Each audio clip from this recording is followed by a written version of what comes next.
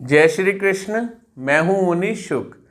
कह ना सके तू अपनी कहानी, तेरी भी पंछी क्या जिंदगानी रे।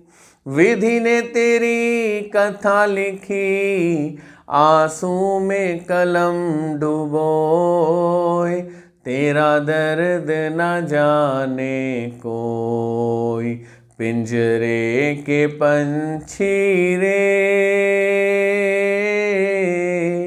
आप देखिए, पिंजरे का जो पंछी है ना, पूरे जीवन अपने सारे दुख दूसरों को बयां कर सकता है, लेकिन एक ऐसा समय आता है जिस समय लोगों के बीच में होते हुए भी अपना दुख नहीं बयां कर सकता। उसी समय को अंतिम संस्कार बोला गया है।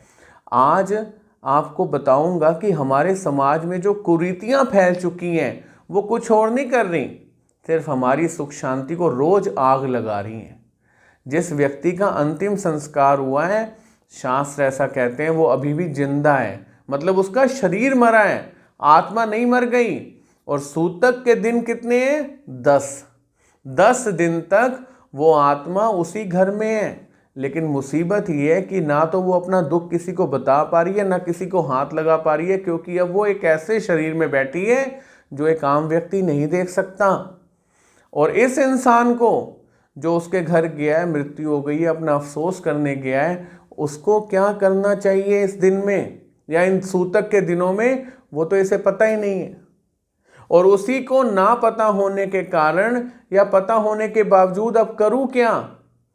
कई लोगों के तो ऐसे लॉजिक होते हैं, आप सुन के सोचेंगे यार, मैं किसी के मरने पे रोटी नहीं खाऊंगा तो मेरे मरने पे रोटी कौन खाएगा। अरे भाई, तेरे मरने पे कौन रोटी खा रहा होगा इसकी चिंता छोड़। क्या तू आके बोल पाएगा उसे, आ जाओ रोटी खा लो, मैं मर गया हूं? लेकिन सत्य यह है कि सूतक के दिन चल रहे हैं 10, और उन 10 दिनों में एक आम व्यक्ति का उनके घर में भोजन करना उचित नहीं माना गया। वो पानी भी अपने घर पिए, इसलिए तो 10 दिन सूतक कहा गया उस घर वालों को। और तीसरी बात, मृत भोज। आप 10 दिन की बात कर रहे हैं, जिसके घर मृत्यु हुई होती है ना, क्या लोग बाहर से आए होते हैं वो बाहर जाके स्वयं रोटी नहीं खा सकते? मैंने अपनी आंखों से जीवन में 2-3 बार देखा है कि अभी अंतिम संस्कार भी नहीं हुआ और घर में बातें चलनी शुरू हो जाती हैं, रोटी का क्या करना है, हलवाई बुला ले। अरे कोई ब्याह शादी थोड़ी हो रही है, कोई दुनिया से चला गया है, लेकिन आत्मा इतनी सो चुकी है ना इस इंसान की, ये कहे मैं अपने घर जाके रोटी खा लूँगा जी, मैं कौन सा दूर से आया हूँ, दुनिया भर के ढाबे रोड पे खुले हुए हैं, 2 फुलके दाल खा लूँगा, मैं चलता हूँ। बड़ा दुख का समय है। पता नहीं जिसका कोई चला गया है वो किस अवस्था में, किस सोच में बैठा हुआ है, लेकिन एक इंसान को रोटी रोटी रोटी पड़ी हुई है कि मुझे रोटी मिल जाए। लेकिन वो ये भी भूल गया कि अंतिम संस्कार के बाद 10 दिन का सूतक चल रहा है, मतलब वर्ज्य है इस घर में अभी जल और अन्न को ग्रहण करना। जो घर में रह रहे हैं उनके लिए भी कहा जाता था कि 5 पड़ोसी पुराने दिनों में 10 दिन तक उबली हुई दाल और चावल भेज देते थे कि इनके घर चूल्हा न जले। लेकिन आज उबली हुई दाल तो छोड़िए, दाल फ्राई, मिक्स वेज, तंदूरी रोटी और भी 10 तरह की चीज़ें खाने में उसी समय अभी जला के आए होते हैं और भोजन शुरू हो जाता है। सूतक कहाँ गया 10 दिन का?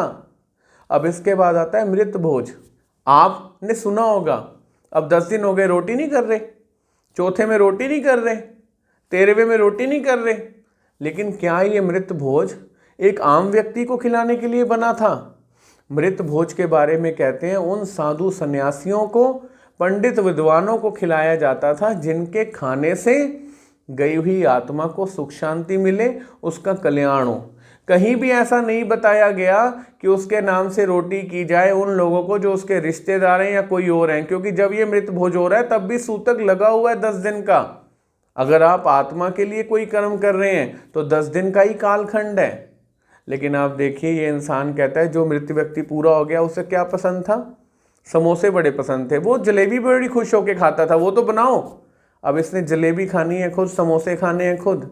लेकिन अभी भी मृत व्यक्ति जो दुख भोग रहा है और जो उसके परिवार वाले दुख भोग रहे हैं उसके साथ सहानुभूति रखे, साधु संतों सन्यासियों को रोटी खिलाओ ऐसी सलाह दे, इसके बजाय वो कहता है रोटी नहीं करी, तुम्हारा रिश्तेदार पूरा हो गया, तुमने रोटी नहीं करी। अरे भाई, तू क्यों इतना दुखी हो रहा है? वो देख लेंगे, पता नहीं उनकी हिम्मत भी है कि नहीं इस समय रोटी करने की, किस कंडीशन में है। और उन्हें भोजन कराना जरूरी है, साधु संत सन्यासियों को, ब्राह्मण विद्वानों को, जिससे गए हुए की आत्मा को शांति मिले, ना कि घर गृहस्थी के रिश्तेदारों को।